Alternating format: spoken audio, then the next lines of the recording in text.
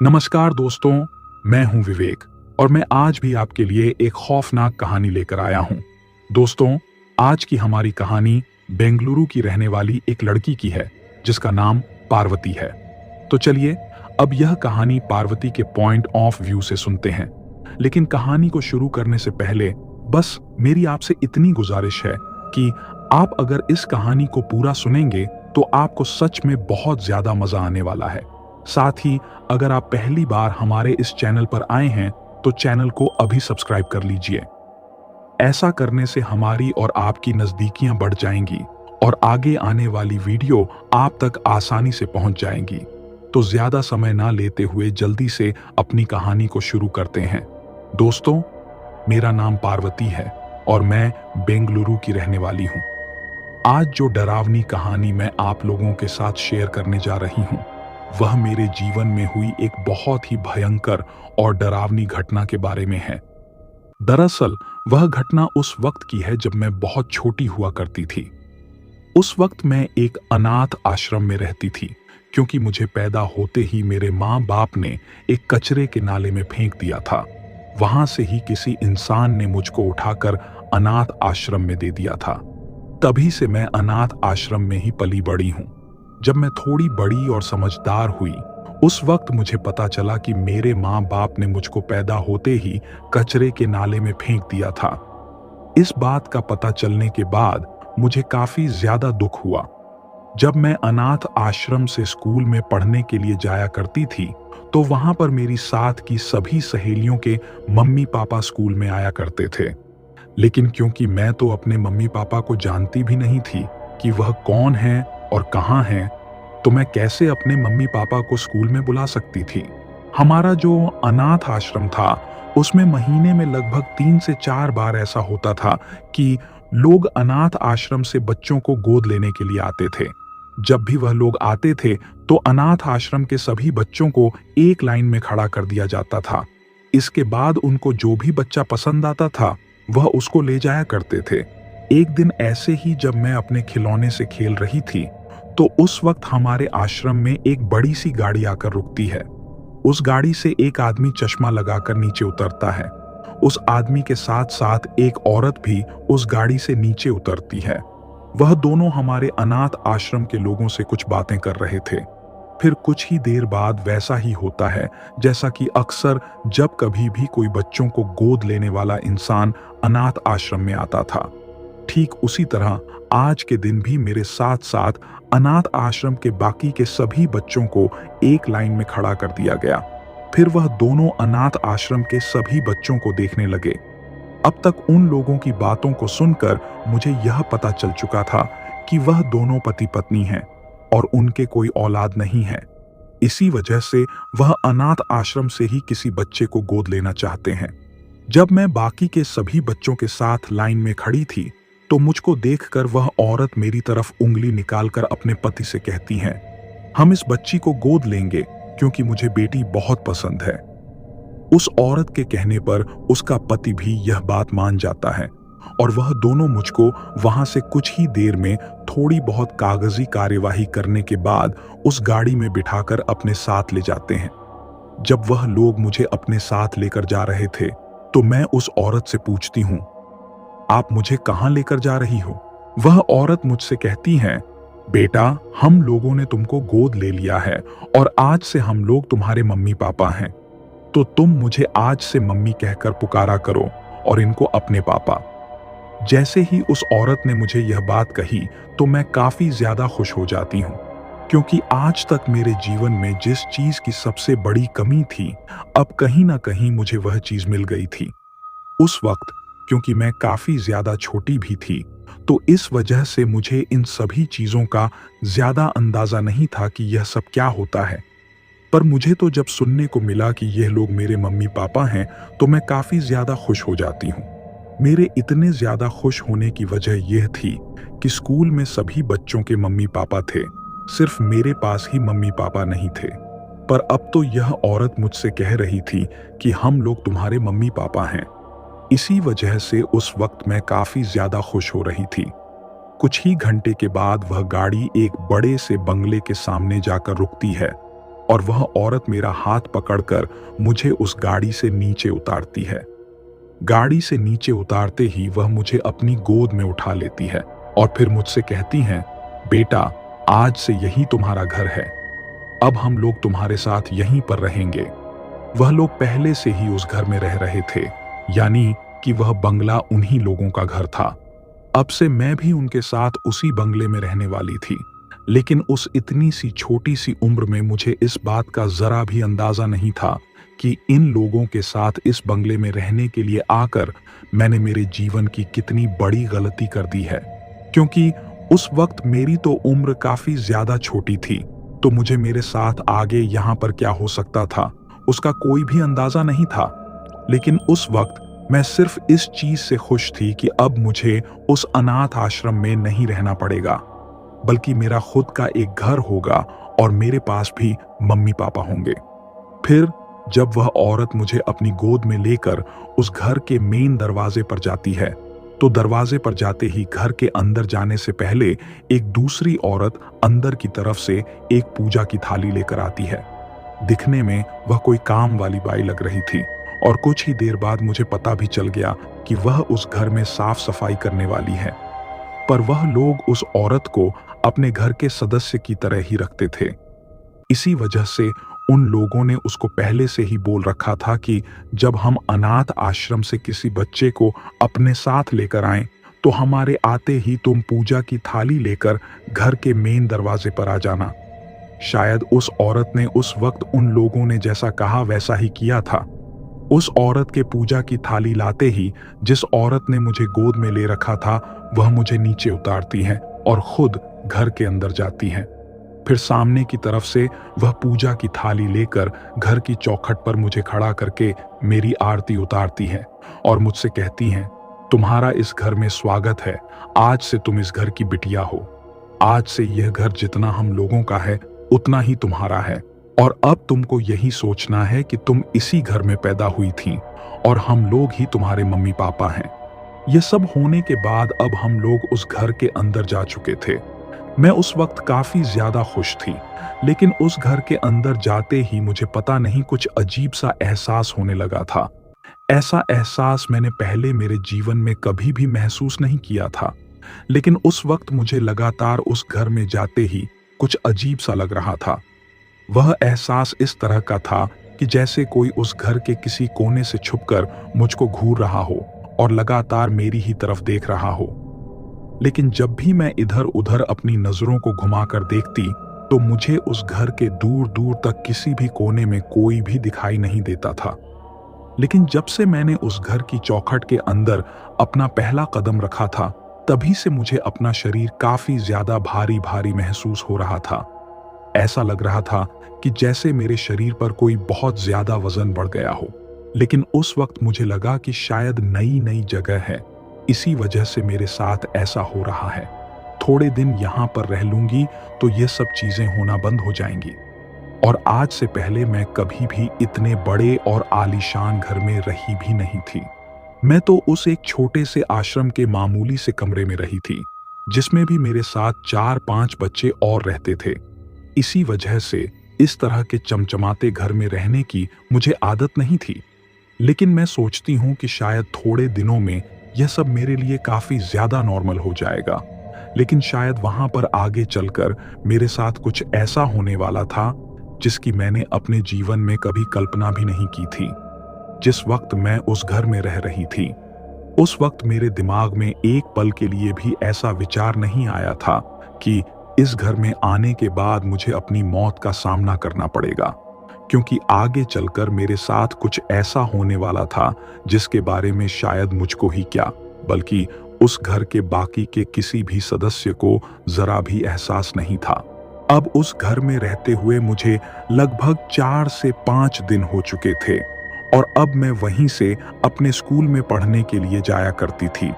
जब मैं स्कूल में जाती थी तो उस घर की जो बड़ी सी गाड़ी थी, उसका ही ड्राइवर मुझे गाड़ी में बिठाकर स्कूल में पढ़ने के लिए छोड़ने जाता था। अब जब गाड़ी से मैं स्कूल जाती थी तो स्कूल में भी सभी बच्चे मुझको देखकर काफी ज्यादा अचंभित होते थे। क्योंकि आज से पहले तो मैं उन अनाथ आश्रम के बाकी के बच्चों के साथ स्कूल में आती थी, लेकिन अब मैं एक चमचमाती कार में स्कूल में जाती थी। तो इस चीज को देखकर मेरे सभी दोस्त मुझसे पूछते थे कि अब मैं कहाँ रहने लगी हूँ जो ऐसी कार में स्कूल आती हूँ। पर उन लोगों को मैंने इस चीज के बारे में अभी तक कुछ भी नहीं बताया था। लेकिन एक दिन जब मैं उन ड्राइवर अंकल के साथ स्कूल में जा रही थी, तो उन ड्राइवर अंकल ने मुझे अपने बराबर आगे वाली सीट पर ही बैठा रखा था। लेकिन जब ड्राइवर अंकल गाड़ी को चलाते हुए मुझे स्कूल की तरफ लेकर जा रहे थे, तो आगे की सीट पर बैठे बैठे अचानक से ही मेरी नजर उस गाड़ी में ऊपर की तरफ पीछे की साइड में देखने वाले शीशे पर जाती है। जैसे ही मेरी नजर उस शीशे पर जाती है, तो मुझे दिखाई देता है कि गाड़ी की पीछे वाली सीट पर मेरी तरह की ही कोई दूसरी लड़की बैठी हुई है, लेकिन वह दिखने में काफी ज्यादा डरावनी लग रही है। उसका चेहरा जगह जगह से कटा हुआ है और उसके कटे हुए चेहरे से खून निकल रहा है। साथ ही उसकी आंखें भी पूरी तरीके से लाल हैं और वह लगातार मुझको ही घूर कर देखे जा रही है। यह चीज देखते ही मैं अचानक से डर जाती हूँ और अपनी आंखें बंद करके जोर से चिल्ला देती हूँ। मुझको इस तरह से चिल्लाता हुआ देखकर ड्राइवर अंकल भी काफी ज्यादा घबरा जाते हैं और वो मुझसे पूछने लगते हैं कि क्या हुआ बिटिया, तुम इस तरीके से क्यों चिल्लाए। तो मैं अचानक से अपनी आंखें खोलकर उनको कहती हूँ कि हमारी गाड़ी में पीछे की तरफ कोई बहुत ही डरावनी लड़की बैठी हुई है। पर मेरे ऐसा कहने पर जब वह पीछे मुड़कर देखते हैं, तो पीछे वाली सीट पर कोई भी नहीं बैठा हुआ था। और जब उन्होंने मुझे बताया कि पीछे वाली सीट पर तो कोई भी नहीं है, तो फिर मैं भी पीछे की तरफ मुंह करके देखती हूँ, तो सच में वहां पर कोई भी नहीं था। उस वक्त मैंने सोचा कि शायद वह मेरे मन का भ्रम था। इसी वजह से फिर मैं स्कूल चली जाती हूँ। लेकिन फिर 2-4 दिन बाद जब एक दिन मैं स्कूल से वापस जा रही थी, तो ठीक इसी तरह का हादसा मेरे साथ दोबारा से होता है। अब यह चीज मेरे साथ सिर्फ कार में ही नहीं, बल्कि घर के भी बाकी की कई जगहों पर होने लगी थी। शुरू में कहानी में मैंने आपको जब बताया था कि उस घर के चौखट के अंदर पैर रखते ही मुझे एक अजीब सा एहसास होने लगा था कि जैसे कोई घूर कर मुझे देख रहा है। तो अब जब कभी भी वह एहसास मुझे फिर से होता था, तो मैं जब पीछे मुड़कर या किसी कोने में अपनी नजरों को घुमाकर देखती थी, तो मुझे वही लड़की उस कोने में खड़ी हुई नजर आती थी और वह मेरी तरफ देखते रहती थी। अगर मैं भी लगातार उसी की तरफ कुछ पल के लिए देख लेती थी, तो मेरी तरफ देखकर वह अजीब तरीके से मुस्कुराती थी, पर उसकी वह मुस्कुराहट काफी ज्यादा डरावनी होती थी। कुछ पल के लिए देखते ही जब मैं अपनी नजरों को वहां से हटाकर फिर से उस तरफ देखती थी, तो वहां पर कोई नहीं होता था। लेकिन अगर एक बार देखने के बाद मैं उसको लगातार देखती ही जाती थी, तो वह धीरे धीरे अपने चेहरे को और भी ज्यादा डरावना बना लेती थी और मेरी तरफ देखकर मुस्कुराती थी। उसको देखकर मुझे उस वक्त काफी ज्यादा डर लगता था, लेकिन अब तक भी मैंने जिन लोगों ने मुझको गोद लिया था, उनको इस बारे में कुछ भी नहीं बताया था। लेकिन फिर एक दिन मेरे साथ कुछ ऐसा होता है जिसकी मैंने कभी कल्पना भी नहीं की थी। एक दिन रात के वक्त मेरे मम्मी पापा किसी पार्टी में गए हुए थे, यानी कि जिन लोगों ने मुझको लिया था वह लोग रात के वक्त किसी पार्टी में गए हुए थे और घर में सिर्फ ड्राइवर अंकल और उन सफाई करने वाली आंटी के अलावा कोई भी नहीं था। उस वक्त मैं अपने कमरे में अकेली ही बैठी थी कि तभी अचानक से मुझे घर के ही किसी कमरे से किसी बच्चे के फुसफुसाने की आवाज आती है। उस आवाज को सुनकर ऐसा लग रहा था कि जैसे घर में ही मेरे अलावा कोई और भी बच्चे हैं और वह आपस में बातें कर रहे हैं। वह आवाज सुनकर मैं काफी ज्यादा खुश हो जाती हूँ, क्योंकि उस वक्त मुझे लगता है कि शायद इसी घर में मेरे अलावा भी दूसरे बच्चे रहते हैं। अब आप लोग सोच रहे होंगे कि मुझे तो उस घर में रहते हुए इतने दिन हो चुके थे, तो फिर मैं ऐसा क्यों सोच रही थी कि मेरे अलावा भी और कोई दूसरे बच्चे रहते होंगे। तो मैं आपको बता दूं कि अब तक भी मैं उस घर में अपने आप को पूरी तरीके से सेटल नहीं कर पाई थी, क्योंकि मेरे लिए वह जगह काफी ज्यादा नई थी और वह घर भी दिखने में बहुत ज्यादा बड़ा था।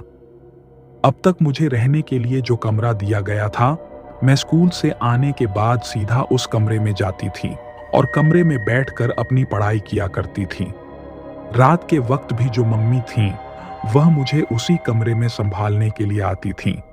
इसके अलावा मैंने कभी भी उस घर के किसी भी और कोने में या कमरे में जाने की कोशिश नहीं की थी। लेकिन आज जब मैं अकेली बैठी-बैठी उस कमरे में पढ़ रही थी, तो अचानक से मुझे कुछ बच्चों के बोलने की आवाज सुनाई देती है और उस आवाज को सुनकर उस वक्त मेरी उम्र काफी ज्यादा छोटी थी।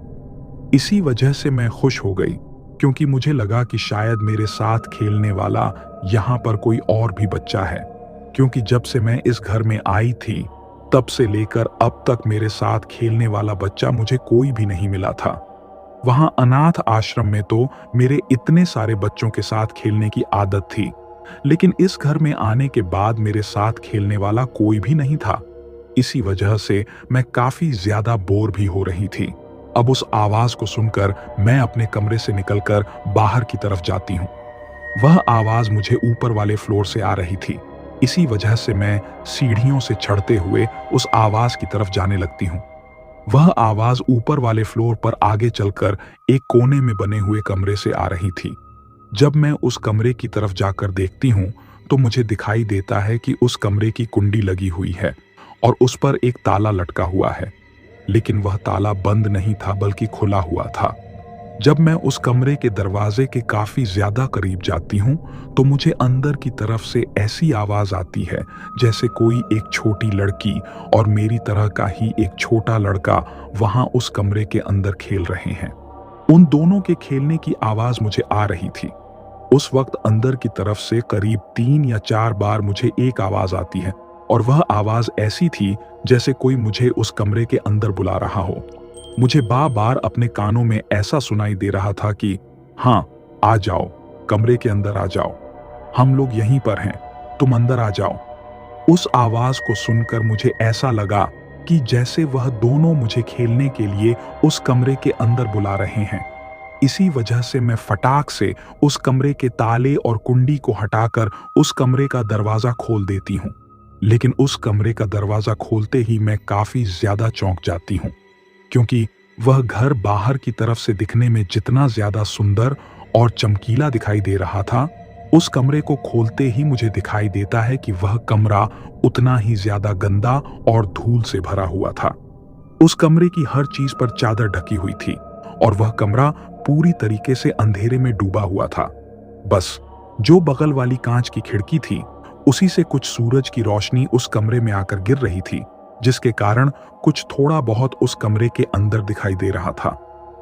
अभी मैं कमरा खोलने के बाद उस कमरे की दहलीज से बाहर की तरफ ही खड़ी हुई थी, पर मुझे वह आवाज अब लगातार सुनाई दे रही थी। वो लोग मुझसे कह रहे थे कि तुम वहीं पर क्यों खड़ी हो, अंदर आ जाओ। उस आवाज को सुनकर मुझे ऐसा लगा कि जैसे वह दोनों इसी कमरे में छुप छुपाई खेल रहे हैं। इसी वजह से मैं उस कमरे के अंदर चली जाती हूँ। अब मैं उस कमरे के बिल्कुल बीच में पहुंच चुकी थी, लेकिन तभी एक हवा का तेज झोंका आता है और उस कमरे का दरवाजा अपने आप ही बंद हो जाता है। कमरे के दरवाजे के बंद होते ही उस कमरे में अब पूरी तरीके से अंधेरा छा गया था। फिर उस अंधेरे में डूबे कमरे में मुझे अचानक से उस कमरे की दीवार पर एक बड़ी सी तस्वीर दिखाई देती है। उस तस्वीर में एक छोटी बच्ची और एक बच्चे की फोटो लगी हुई थी। लेकिन जब मैंने गौर से उस तस्वीर को देखा, तो मुझे दिखाई दिया कि उस तस्वीर में जो लड़की है, वह तो वही है जो मुझे कई बार गाड़ी में बैठी हुई और घर के किसी भी कोने में खड़ी हुई दिखाई देती है, और जिसका रूप काफी ज्यादा डरावना है, जो मुझे देखकर अजीब तरीके से मुस्कुराती है। अब यह चीज देखते ही मैं काफी ज्यादा घबरा जाती हूँ, क्योंकि उस वक्त तक मुझे यह अंदाजा हो चुका था कि शायद आज मैं एक बहुत ही गलत जगह पर आ गई हूँ, और उस कमरे में उस वक्त काफी ज्यादा अंधेरा भी था। इसी वजह से मुझे अब थोड़ा थोड़ा डर भी लगने लगा था। लेकिन कुछ देर पहले जो आवाज मुझे उस कमरे में बुलाने के लिए आ रही थी, अब वह आवाज पूरी तरीके से बदल गई थी। उन आवाजों में एक भारीपन आ गया था, और वह आवाज अब इस तरीके से आ रही थी कि तू चली जा यहाँ से, तू क्यों आई है हमारे घर में, तू हम लोगों से हमारे घर वालों को दूर कर देगी, तेरी वजह से हमारे घर वाले हमको भूल जाएंगे। अब यह आवाज उस लड़की के साथ साथ लड़के की भी आवाज में आ रही थी, यानी कि वह आवाज लगातार लड़के और लड़की की मिक्स आवाज में आ रही थी। उस आवाज को सुनने के साथ साथ ही मैं लगातार उस पेंटिंग को देख रही थी, जिसमें कि उस छोटी बच्ची और बच्चे की तस्वीर लगी हुई थी, कि तभी अचानक से वह पेंटिंग की तस्वीर वाली लड़की मुझको कुछ हिलती हुई दिखाई देती है। ऐसा लग रहा था कि जैसे वह लड़की उस पेंटिंग के अंदर जिंदा है। अब उस पेंटिंग में उस लड़की की जो तस्वीर लगी हुई थी, वह अचानक से धीरे धीरे बदलने लगती है और उसका वह रूप पूरी तरीके से वैसा ही हो जाता है जैसा कई बार मुझे वह लड़की दिखाई देती थी। अब वह पेंटिंग अचानक से हिलकर नीचे फर्श पर गिर जाती है और उस पर जो बड़ा सा कांच लगा हुआ था, वह उस पेंटिंग के नीचे गिरते ही टूट जाता है और टूटकर कई टुकड़ों में बिखर जाता है, जिसकी वजह से मुझे काफी ज्यादा चोट भी आती है।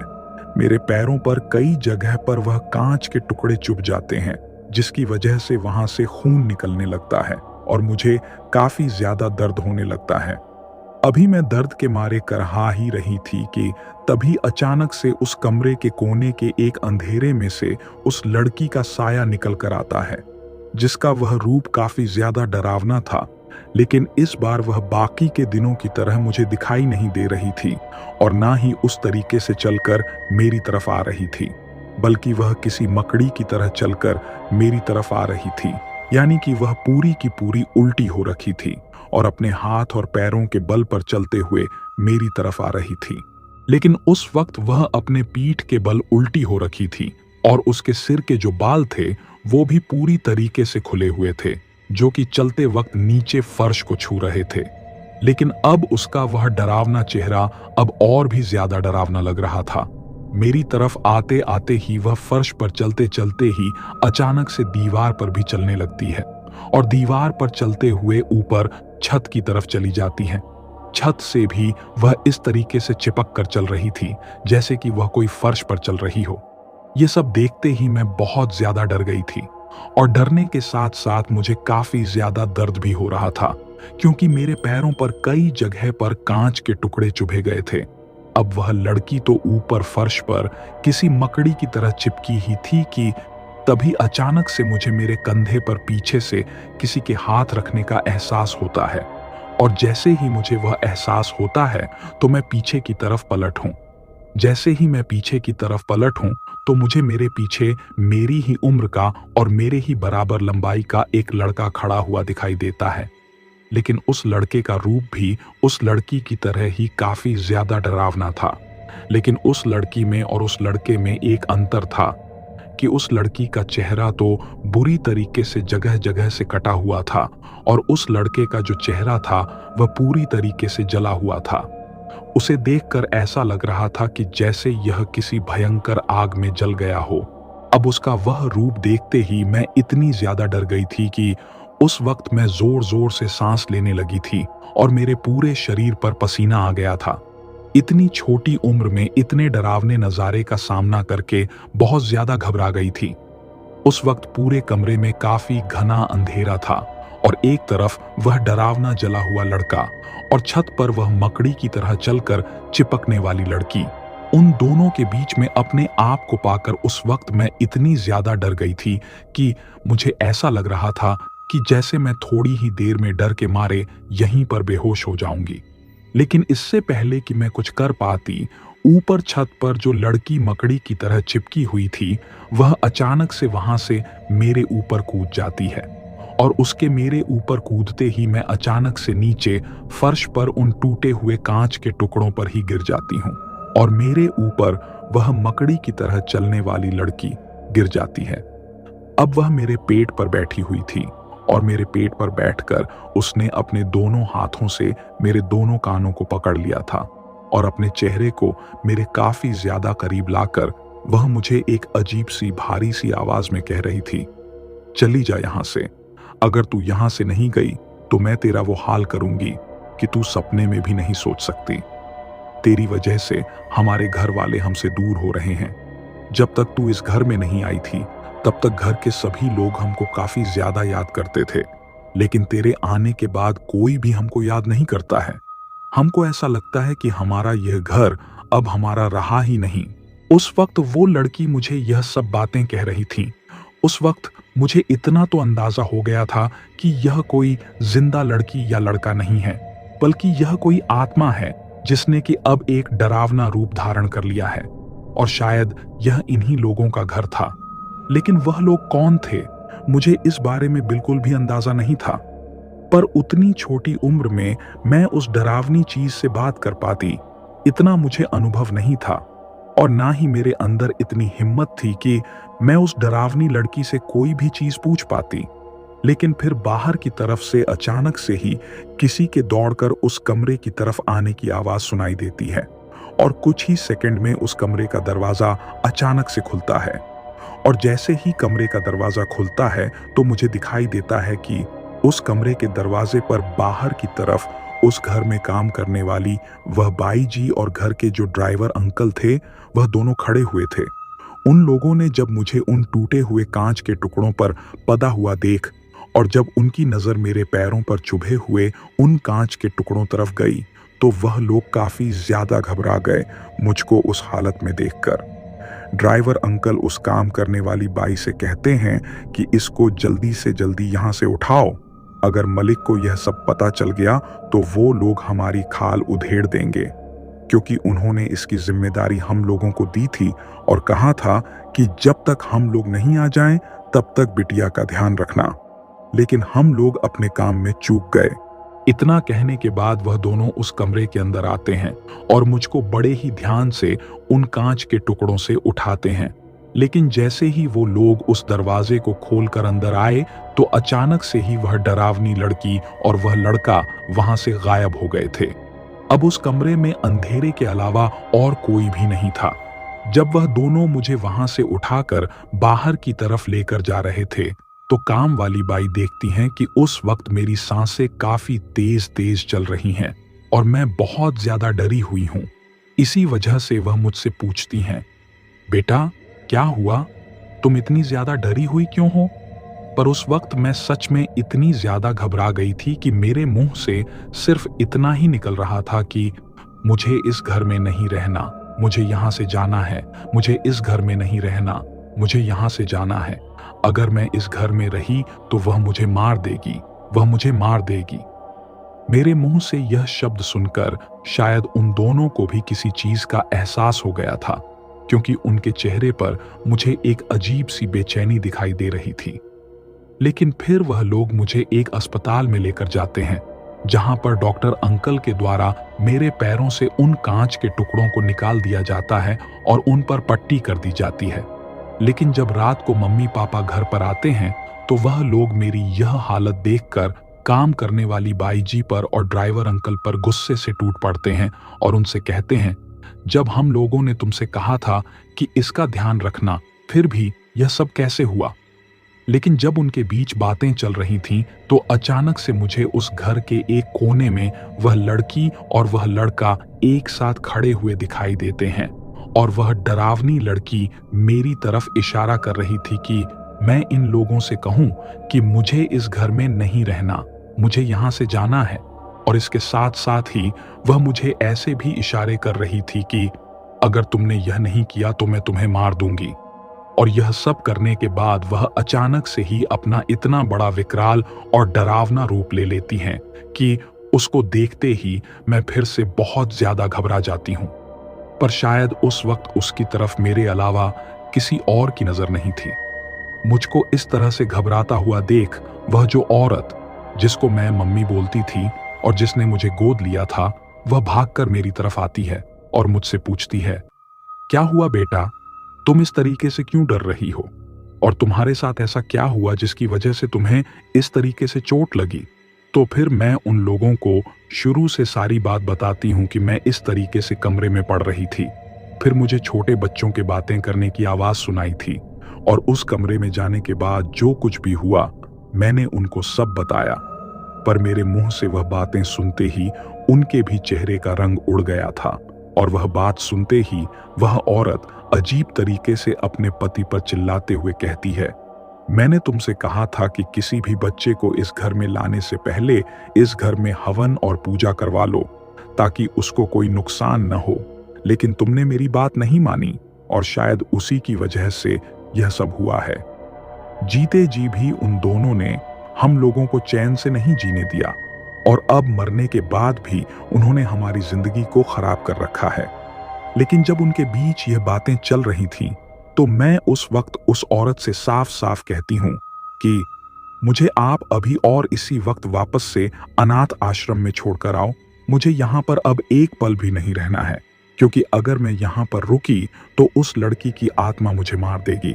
उन लोगों ने उस वक्त मुझे रोकने की काफी ज्यादा कोशिश की, लेकिन मैं बस इसी चीज की रट लगाई हुई थी कि मुझे तो यहाँ से जाना ही है। फिर दूसरे ही दिन वह लोग मुझे वापस से अनाथ आश्रम में छोड़कर आ जाते हैं और तभी से मैं उस अनाथ आश्रम में ही पलकर बड़ी हुई हूँ। आज मेरी उम्र लगभग 25 साल है, पर आज मैं 20 साल के बाद अपने साथ हुई उस डरावनी घटना के बारे में आप लोगों को बता रही हूँ। लेकिन उस घर से आने के बाद उस घर में जो काम करने वाली बाई जी थी, उनसे मुझे पता चला कि उस घर में मेरे से पहले एक लड़का और लड़की रहते थे और वह दोनों उस आदमी और औरत के जो बड़े भाई भाभी थे उनकी औलाद थी। पर उस लड़के लड़की के माँ बाप की मौत बहुत साल पहले एक कार एक्सीडेंट में हो गई थी और तभी से यह दोनों ही अपने भाई भाभी के बच्चों को पाल रहे थे, क्योंकि यह जो सारी प्रॉपर्टी थी वह उस आदमी के बड़े भाई और भाभी की ही थी और उनके मरने के बाद उस प्रॉपर्टी पर मालिकाना हक उनके बच्चों का था, यानी कि उस लड़के और लड़की का। पर यह औरत उन दोनों बच्चों को बिल्कुल भी नहीं चाहती थी, क्योंकि जब वह लड़का और लड़की जिंदा थे तो काफी ज्यादा शैतानी किया करते थे। एक दिन वह अपने इन्हीं चाचा चाची के साथ बाहर की जगह पर पिकनिक मनाने के लिए गए हुए थे और तभी उनकी गाड़ी का बहुत भयंकर एक्सीडेंट हो जाता है। उस एक्सीडेंट में वह दोनों बच्चे और वह जो ड्राइवर था वह मारे जाते हैं, लेकिन शायद किस्मत के खेल की वजह से या फिर किसी साजिश की वजह से यह आदमी और औरत दूसरी गाड़ी में थे। क्योंकि यह काफी ज्यादा पैसे वाले थे, इसी वजह से यह घूमने के लिए गए थे, तब दो गाड़ी लेकर गए थे। पर जिस गाड़ी में वह दोनों बच्चे थे उसी गाड़ी का एक्सीडेंट होता है और वह दोनों उस एक्सीडेंट में अपने माँ बाप की तरह मारे जाते हैं। एक्सीडेंट के बाद एक खाई में उस लड़की की तो काफी ज्यादा बुरी हालत में लाश मिल जाती है, लेकिन वह जो छोटा लड़का था उसकी तो लाश भी नहीं मिली थी, क्योंकि खाई में गिरते ही वह कार एकदम से धमाके के साथ जल गई थी और कार के जलने से पहले शायद वह लड़का उस कार से बाहर नहीं निकल पाया था। इसी वजह से वह उस कार के साथ वहीं पर जिंदा जल गया था और उस एक्सीडेंट में उन दोनों की वही मौके पर ही मौत हो गई थी। उसी दिन के बाद उन दोनों की आत्मा अपने घर में भटकती है, क्योंकि उनका मानना है कि उनको और उनके माँ बाप को उनके चाचा चाची ने ही सिर्फ प्रॉपर्टी के लालच में मरवाया है। मेरे जाने से पहले भी उन दोनों की आत्मा उस घर में काम करने वाली बाई जी और ड्राइवर को काफी ज्यादा परेशान किया करती थी, लेकिन उन दोनों की उस घर में काम करने की मजबूरी थी, क्योंकि उतनी ज्यादा तनख्वाह पर उन लोगों को कहीं और काम नहीं मिल रहा था और उस बच्चे और लड़की की आत्मा उन दोनों को कोई नुकसान भी नहीं पहुंचा रही थी, बस वह उनको दिखाई ही देते थे। और इस चीज के बारे में उन्होंने अपनी मालकिन और मालिक से कई बार बात भी की थी, लेकिन उन लोगों ने इस चीज के ऊपर ज्यादा गौर नहीं किया। उस दिन तो मैं किसी तरह से पता नहीं भगवान की कृपा से या फिर किसी और चीज की मदद से उस घर से निकलकर बाहर आ गई। अगर उस वक्त मैं उस घर से निकलकर नहीं आती तो शायद आज आप लोगों को यह कहानी सुनाने के लिए मैं जिंदा नहीं होती, क्योंकि मुझे पूरा यकीन है कि उस बच्चे और लड़की की आत्मा जरूर मेरे साथ कुछ ना कुछ ऐसा करते जिसकी वजह से मैं भी बिल्कुल उनके जैसी ही बन जाती। तो दोस्तों, यह थी हमारी आज की कहानी। कहानी आपको कैसी लगी ये आप मुझे कमेंट बॉक्स में कमेंट करके जरूर बताना और वीडियो को लाइक एंड चैनल को सब्सक्राइब जरूर करके रखिए। तो चलिए मिलते हैं अगली कहानी में, तब तक के लिए शुभ रात्रि।